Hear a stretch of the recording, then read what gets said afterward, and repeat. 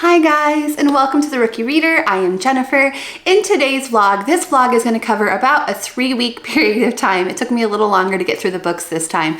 So over the last 3 weeks, I've been reading your recommendations, your top recommendations, and the books that I chose to read were The House in the Cerulean Sea by T.J. Klune, A Court of Thorns and Roses by Sarah J. Maas, and Remarkably Bright Creatures by Shelby van Pelt.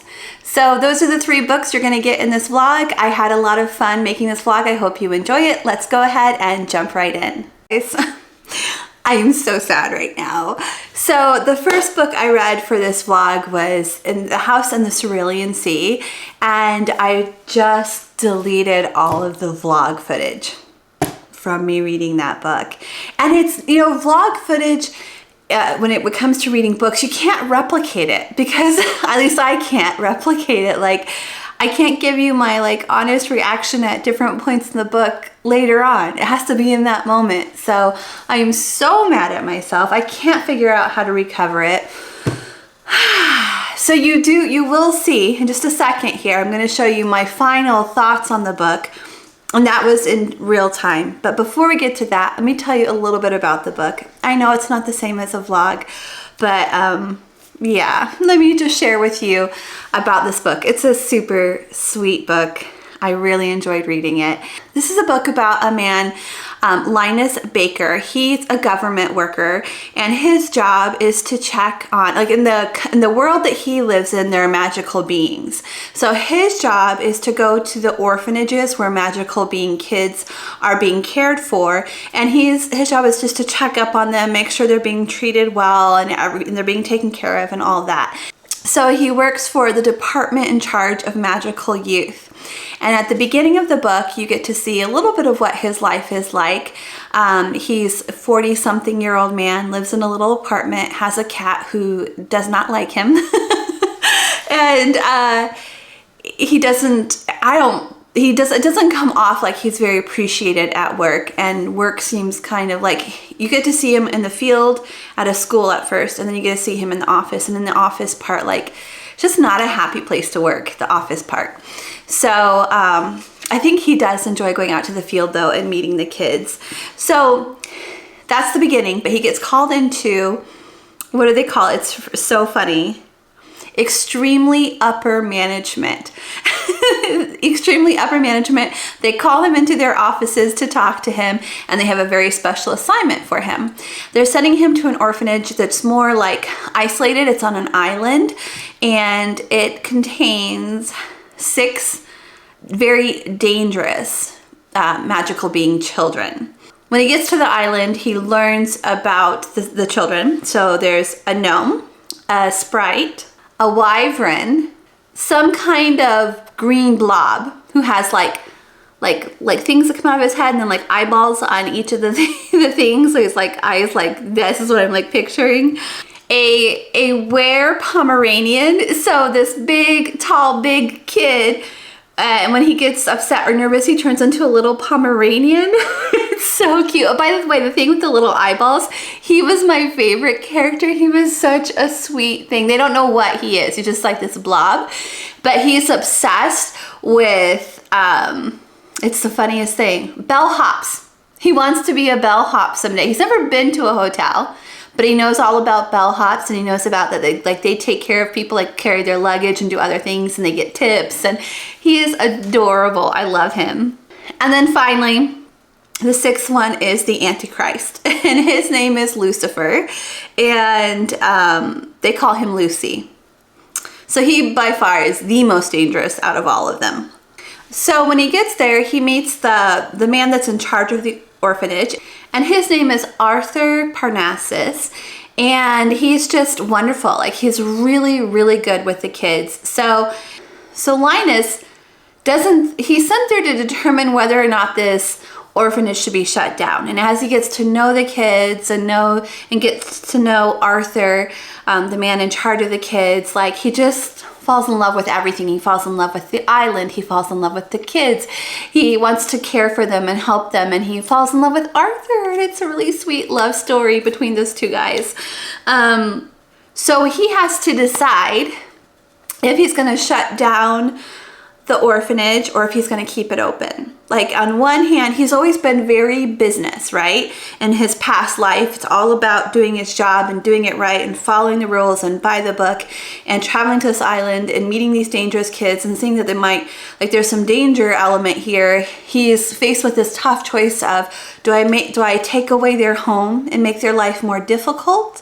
But maybe safer, or do I allow them to be free and here where they're loved and cared for, and maybe in some situations that aren't necessarily safe. So he's got a pretty tough choice to make, but that is the book. Hi guys! So I just finished House in the Cerulean Sea, and it was a very sweet book. I'm giving it 4 stars.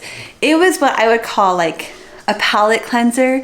If you just want something like beautiful and sweet, not too heavy, feel good, found family, just a very sweet, loving book. I really liked it. So next up, I'm going to be reading a Sarah J. Maas book. I haven't read any of her books, and you guys have been telling me that since I liked Fourth Wing, I need to check her out. So let me see if I can find the name of the one I was going to read next. It's called A Court of Thorns and Roses. So let's check this one out. Okay, time for an update on A Court of Thorns and Roses. Or what the cool people say, ACOTAR. If I said it right, ACOTAR. So I'm not that far into the book. There's 46 chapters and I'm only on chapter 6, and I just calculated that, and I think that means I'm like 7% into the book, but it's so good already, you guys. And I've heard that this first book in this series isn't even like the best, like it gets better as it goes on. So what we have going on so far is there is a girl, she's 19 years old, and her name is Feyre, and she lives in this land of humans. She is a human, and I don't know the whole history, but of like what's happened to the land, but everyone in the land is now very poor, and her family used to be extremely wealthy before this happened, and now there's a few people who are better off than others, but in general, everyone is extremely poor, including her family. So her family has lost all of their wealth. They've also lost their mom. She died before whatever happened to cause everybody to lose their wealth happened. And then her father was also attacked by something at some point, and he is disabled. So he's lost his wife, he's disabled, he's lost all of his money, and he's also kind of lost his mind a bit, like he's just checked out. She has 2 sisters, and they're just jerks. They're like lazy jerks who expect her to do everything. At the beginning of the book, she's hunting in the woods, and when she gets home, like she has to skin the animals and do all the things. Like, they don't help her at all, and they're just bratty, and they like to pretend like they're still wealthy and like better than everybody, but they're not. I don't know. So I feel like this is giving me like a lot of reminders of other books or other things. Like in the beginning, when she's hunting in the woods, I was kind of picturing like Katniss from the Hunger Games, you know, and then she gets home and the 2 sisters are mean to her, and it makes me think of Cinderella, you know, and then something later in the book makes me think of Beauty and the Beast, so we'll get to that. And this is all the first 7% of the book, okay? So when she's first hunting in the forest, she kills 2 animals. She kills a deer and a wolf, and it turns out that wolf was actually a fairy. I don't exactly get how that works, but it was actually a fairy. So this other fairy comes to her house looking for, is the word retribution? He says to her and her family that it's a life for a life. So since she took the life of a fairy, she now has to sacrifice her life. She could either be killed, that's an option, or she could go and live in the fairyland forever and sacrifice her life that way, but not as a slave, because there's some kind of deal where fairies are not allowed to take humans as slaves, but she has to go and live on his land. And the wolf was his friend, his fairy friend. She calls him a beast, so he is also a fairy, but she refers to him as a beast. So at this point, she has chosen to go live in the fairyland with him, but she knows nothing about the fairyland. Like the humans, from what I understand, the humans don't really know what the fairyland is like. Either they haven't been there or they haven't been there for like hundreds of years, so they just don't know. So she doesn't know what she's really getting herself into. So that's where we are at this point in the book. Okay, it's time for a Court of Thorns and Roses update. I'm about 40% of the way through the book. When I left off last time talking to you, I believe she was just about to enter the fairyland. So she's entered the fairyland, and it's not what she expected. I think she thought it was going to be either like her world or even worse than her world, but it's actually very beautiful and lovely. The beast that took her lives in a palace, and she's trying to figure out her place in this situation. By the way, I'm absolutely loving it. I should say that. It is so good. I can see why people like it. And I can see why you guys recommended it to me, because it's right up my alley. I'm totally loving it. So she's living with this beast and his servants and one other fairy. I think all of his servants are fairies though. He's a High Lord, which is like a really important person. I think he's like in charge of his whole like little kingdom area. And then he's got like another like powerful person, but not as powerful as him, living with him. And then all of his servants. So that's the people who live in the palace with him. And they all wear masks, like decorative, fun masquerade kind of masks.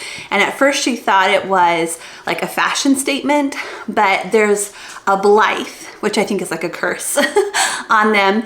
And I don't think we know what's causing the Blythe, and it's moving like across the land, and it can move into like human territory. So she's nervous for her family.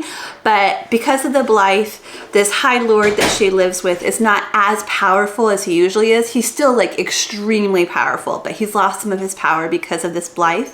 And then that's why they all wear masks. They all, like the day it happened, they were all wearing masks, and like they had to keep them on like for the rest of their lives, except for when they transition into their animal form. So when he's the beast, he's not wearing a mask, but when he's a man, he's wearing a mask.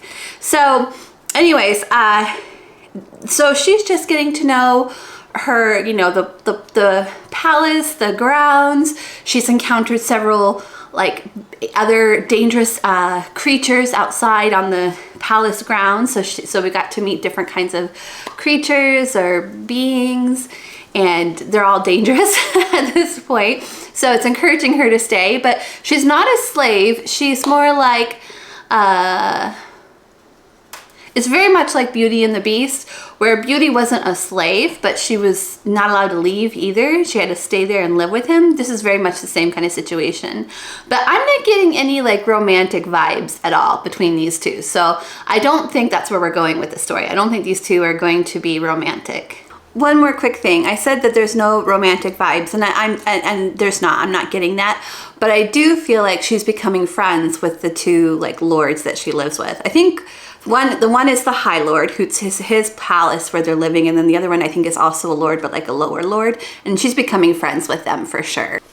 Okay, I'm 50% of the way through the book. Let's talk about Feyre and Tamlin.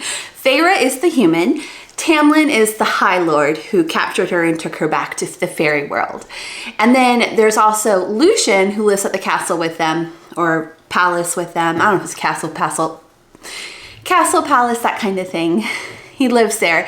He's also some type of lord, a fairy lord. Okay, so she's definitely friends with both of them, but now she and Tamlin, so the High Lord, there is flirting, there is sexual tension, there is a little bit of foreplay. Like, there is definitely some heat generated at this point.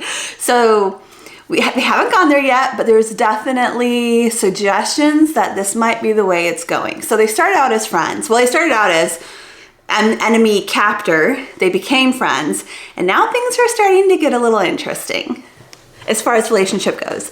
The book has been interesting since the beginning. This book is ruining my life. I'm loving this book, first of all, but this is how it's ruining my life. Okay, it's a long book. So in order for me to get through, my goal is to read about 2 books a week. In order for me to get through that goal, I have to both listen to it while I'm working and then also read at night before I go to bed. That's how I get through books as quickly as I do, which I know is not quickly probably for some people, but for me it's pretty fast. 2 books a week is like extremely fast for me. So that being said, this book is so good that yesterday, everything that I listened to while I was working, I then reread when I went to bed at night. Like, why am I doing this? I'm doing this because it's so good and I don't want to miss any details. And I feel like when I read, I get more details than just listening. And I'm about to get back to work today. All I want to do is lay in bed and read my book. That's all I want to do. But I'm about to get back to work because I have to work today. I'm going to listen to the book, but I'm worried that tonight when I go to bed, I'm just going to reread everything that I listened to now. I don't know how much you guys want me to tell you. Like, I don't want to spoil anything for you. I feel like I've already told you so much about the plot, and I don't want to spoil anything. Let's just say, like, so much is happening. It's so good. It's so good, and so much is happening, and I feel like I shouldn't give you any more details at this point. Should I? No, I'm not going to ruin it. I don't want to ruin it for anybody who wants to read it. I feel like I've already given you enough. Let's just keep going, and I'm going to try not to give any more details about the plot. Okay, let's go. Okay, I wanted to give you a real-time, authentic reaction to the end of A Court of Thorns and Roses. 5 stars. 5 stars. I absolutely loved it. I loved it. I loved the ending. I kind of like, this is the first book, and I believe a 5 or 6 book series. And I kind of don't even want to read the next one. I kind of do, and I kind of don't. I want to because I want to see what's going to happen next on one hand. On the other hand, I love the way this one ended, and I don't want to ruin anything by going forward and anything to change. At this point, everything's just how I want it to be. So we'll see. I'm definitely not going to read that one next. What I'm going to read next is Remarkably Bright Creatures. So that's the book I'm about to start. Remarkably Bright Creatures. Hi guys, quick update on Remarkably Bright Creatures. So I'm about 25% of the way into the book, and I don't really get where this story is going, and I don't get the connection. So it's being told by 3 different perspectives. There's the octopus's perspective, because this book is about an octopus, in case you didn't know, who's living in an aquarium. It's also told by the perspective of the woman who cleans the aquarium where he lives. Her name is Tova. And then there's this other guy who's a young man. I want to say about college age, but I don't think he's gone to college, or maybe just past college age, but things aren't going well in his life. So I have no idea how these 3 stories are connected. I mean, obviously the octopus and Tova. The octopus name is Marcellus, by the way, and he's super smart. He can get out of his cage, steal food from other places in the aquarium, and like sneak back in his cage. Like, that's how smart he is. And Tova, she's an older woman. I guess like probably in her 70s. She had an 18-year-old son who disappeared 30 years ago, so that would make him 48. And her husband has recently passed away, so she's lonely, and she just wants something to do, so she cleans at this aquarium. She doesn't even need the money. She just does it for something to do. And she talks to Marcellus like he's just a person, and Marcellus appreciates that, even though he can't talk back, but he appreciates that someone is being intelligent with him. So that's that connection.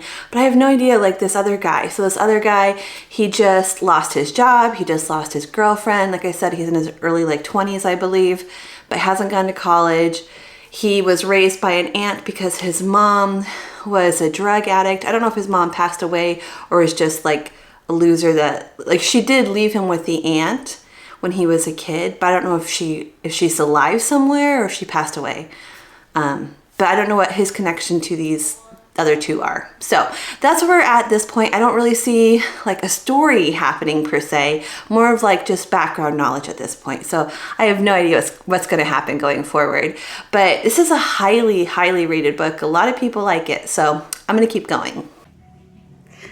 Hi guys, I hope you can hear me okay. My oldest son is working on his music. He makes music, so, but he's like a floor below us, so I hope you can hear me okay. But I just want to give you an update on Remarkably Bright Creatures. I'm a little over halfway through the book, and I just learned the true connection between Tova and the young man whose name, oh man, I forgot his name.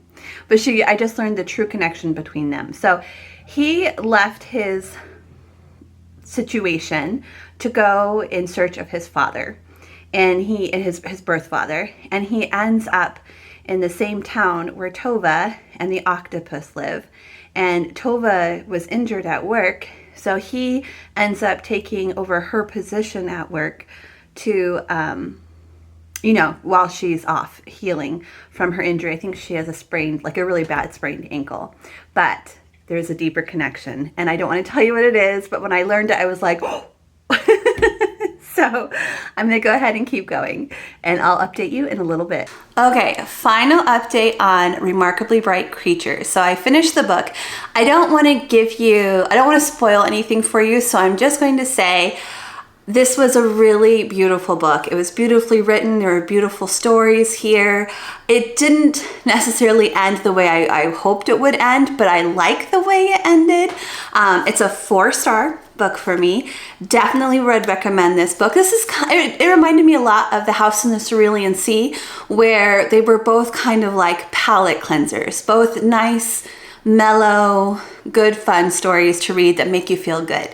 So 4 stars. That's it. This vlog had 2 4-star books and 1 5-star book. I think that's a pretty successful vlog.